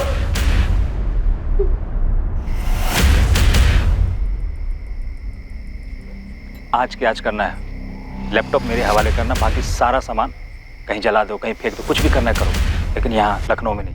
शैलेश, 2 महीने पहले तुमने 8 लाख में फ्लैट लिया, 5 लाख का लोन था, लेकिन फ्लैट की मार्केट वैल्यू है 15 लाख, बाकी के 7 लाख शायद ब्लैक दिए होंगे। शैलेश, मयंक और राजू ने तेरे तक की कहानी बता दी, अब तुझे आगे की कहानी बतानी। तू शुरू हो जा वरना हम शुरू हो जाएंगे। मुझे 10 लाख मिले थे और राजू और मयंक को 50-50 हज़ार मिले। तुझे 10 लाख, उनको 50-50 हज़ार, 11 लाख, बाकी की 34 लाख। 34 लाख किस किस में बटे? सर कौन कौन शामिल थे मुझे नहीं पता, पर मुझे पैसे वकील आशुतोष राय ने दिए थे। हमने इस केस की सारी कड़ियां जोड़ी सिवाय से एक कड़ी की, शैलेश शर्मा, जो रश्मि चौधरी के ऑफिस में काम करता था। उसे भी रडार में लाते तुम तक 1 साल पहले ही पहुंच जाते। 1 साल से एक केस अनसुलझा रहा है इंस्पेक्टर। कितना जरूरी है कि वापस इस फाइल को दोबारा खोला जाए। हम बात कर सकते हैं? हाँ जरूर बात होगी, लेकिन रश्मि चौधरी के कत्ल को लेकर। कत्ल क्यों हुआ, कैसे हुआ और कितने लोग शामिल थे? 60 लाख? 60 लाख? अरे बड़ी मुश्किल से 60 पर मान गई है। देखो तुम दोनों जानते हो ये केस तो मैं ही जीतूंगा, सिर्फ मेरा टाइम का नुकसान हो रहा है। इस केस की वजह से मेरे मौजूदा बिल्डर की दिलचस्पी जा सकती है। कुछ तो उपाय निकालो भाई, सबकी लाइफ खराब हो रही है। देखिए जयदेव जी, मेरे साथ तो 60 के नीचे नहीं जाएगी और आपके साथ तो 1 करोड़ के नीचे नहीं आएगी। उसका बॉस है विक्रम। रश्मि उसे बहुत मानती है। आप अलग से मिलिए उसको, अपनी प्रॉब्लम समझाइए। अच्छा समझदार आदमी है, वो मना लेगा रश्मि को। इसमें आप भी ना जयदेव जी, आप भी तो समझदारी दिखाइए थोड़ा। तो प्लान यही था कि जैसे ही रश्मि को 45 लाख मिलेंगे तुम उसे मार डालोगे और सारे पैसे खुद रख लोगे। आशुतोष। हाँ इंस्पेक्टर, यही प्लान था और ऐसा ही हुआ। मैं छोटे मोटे केसेस लड़कर थक चुका था, हाथ में कुछ बचता ही नहीं था। और तुम्हें यहाँ जैकपॉट दिखा? बिल्कुल। देखिए, समझौता कितने में भी होता, मुझे तो 10% ही मिलने वाला था। वो भी रश्मि देती या नहीं, इस बात की कोई गारंटी नहीं थी। तुमने विक्रम के थ्रू डील करवाने की सलाह दी जयदेव भल्ला को, क्यों? ताकि अगर कभी कोई कुछ गड़बड़ हो तो वो भी शक के दायरे में आए। मैं अपनी तरफ से क्लीन बना रहा। मैंने विक्रम के ऑफिस से शैलेश को भी खरीद लिया। और विक्रम ने मना लिया रश्मि को? हाँ, मना लिया 45 में। ये रहे तुम्हारे 45 लाख, गिन लो। विक्रम, मेरे वकील आशुतोष से ज्यादा भरोसा करती हो तुम। वो तो मुझे 25 पे सेटल करने के लिए कह रहा था, लेकिन तुम्हारी वजह से कम इतने तो मिले मुझे।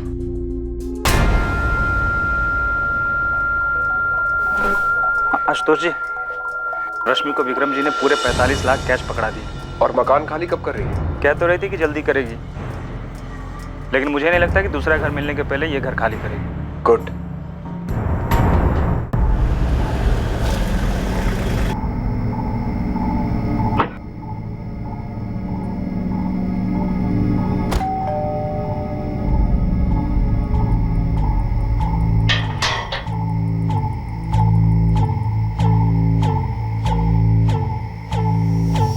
हम केस क्लोज करने की नॉर्मल सी बात कर रहे थे।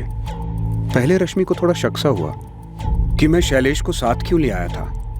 मैंने बात टाल दी और मौके का इंतजार किया। उसे तो खैर भनक तक नहीं थी कि क्या होने जा रहा है। मैं लाश को पटना ले गया और पीछे से शैलेश ने मकान साफ करवाया। शैलेश ने रश्मि के लैपटॉप से उसी के ईमेल एड्रेस से वो 2 ईमेल्स भेजे, एक मुझे, एक विक्रम को।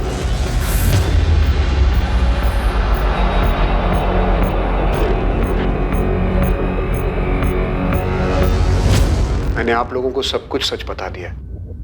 तुम्हारी वाइफ को मालूम है तुमने ये नया ऑफिस कैसे खरीदा? सर, क्यों एक बेचारी औरत का दिल और भरोसा तोड़ना चाहते? कहिए, क्या कीमत लेंगे इस केस को सेटल करने की?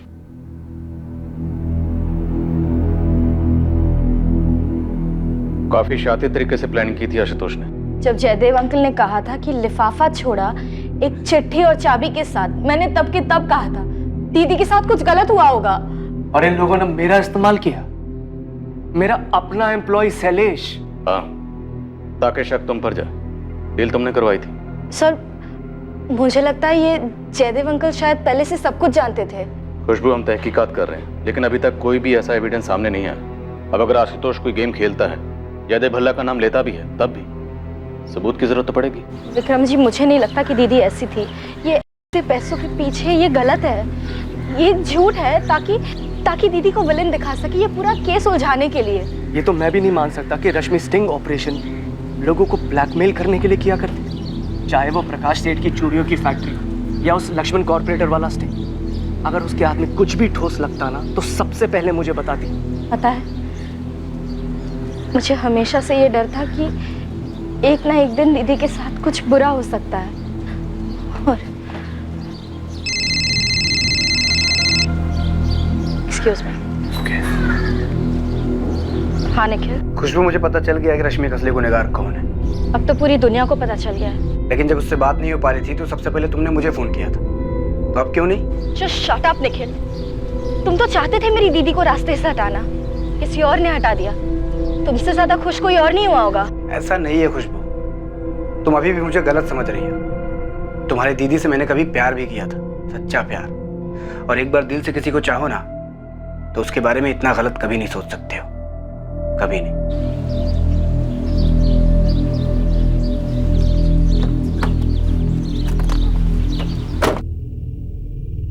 आशुतोष राय और शैलेश शर्मा पर रश्मि चौधरी के मर्डर का चार्ज लगा है और साथ ही सबूत मिटाने का चार्ज भी लगाया गया है।